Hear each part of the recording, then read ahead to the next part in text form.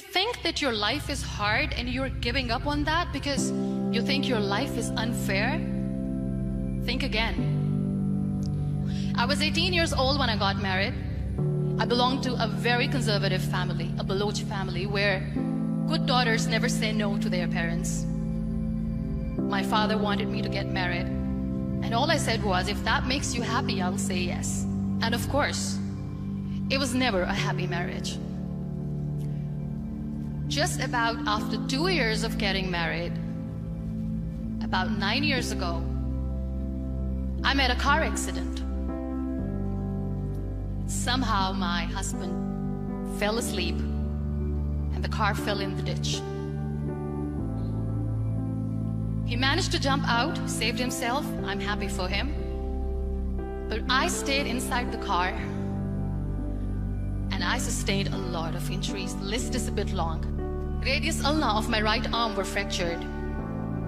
The wrist was fractured. Shoulder bone and collarbone were fractured.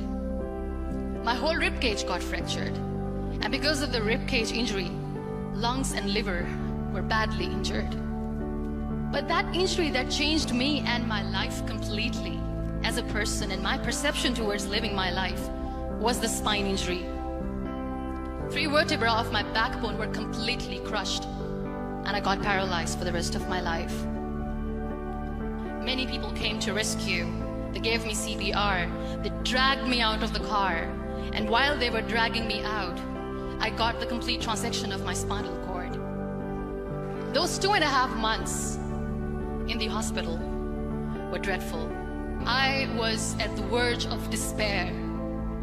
One day, doctor came to me and he said, well, I heard that you wanted to be an artist, but you ended up being a housewife. I have a bad news for you. You won't be able to paint again. Next day, doctor came to me and said, your spine injury is so bad, you won't be able to walk again. I took a deep breath. I decided it's all right. Next day, doctor came to me and said, because of your spine injury and the fixation that you have in your back, you won't be able to give birth to a child again. That day, I was devastated. I still remember, I asked my mother, why me? And that is where I started to question my existence. Why am I even alive? And that is where I realized that the words have the power to heal the soul. My mother said to me, this too shall pass. God has a greater plan for you. I don't know what it is, but He surely has. That day I decided that I'm going to fight my fears. So I wrote down one by one all those fears. And I decided that I'm going to overcome these fears one at a time. You know what was my biggest fear? Divorce. I couldn't stand this word. I was trying to cling on to this person who didn't want me anymore, but I said no. I have to make it work. But the day I decided that this is nothing but my fear, I liberated myself by setting him free. And I made myself emotionally so strong that the day I got the news that he's getting married, I sent him a text that I'm so happy for you and I wish you all the best. And he knows that I pray for him today. Number 2 was, I won't be able to be a mother again. And that was quite devastating for me. But then I realized there are so many children in the world, all they want is acceptance. So there is no point of crying, just go and adopt one. And that's what I did. 2 years later, I got this call from a very small city in Pakistan. I got a call and they said, are you Muniba Mazari? There is a baby boy and would you like to adopt? And when I say yes, I could literally feel the labor pain. I said, yes, I am going to adopt him. I am coming to take him home. So when you accept yourself the way you are, the world recognizes you.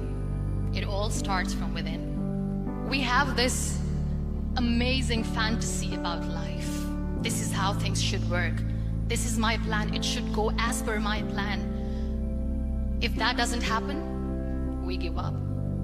I never wanted to be on the wheelchair. Never thought of being on the wheelchair. This life is a test and a trial, and tests are trials are never supposed to be easy. So when you are expecting ease from life, and life gives you lemons, then you make the lemonade, and then do not blame life for that, because you were expecting ease from a trial. Trials make you a stronger, better person. Life is a trial, and with time you realize that. It is okay to be scared. It is okay to cry. Everything is okay, but giving up should not be an option.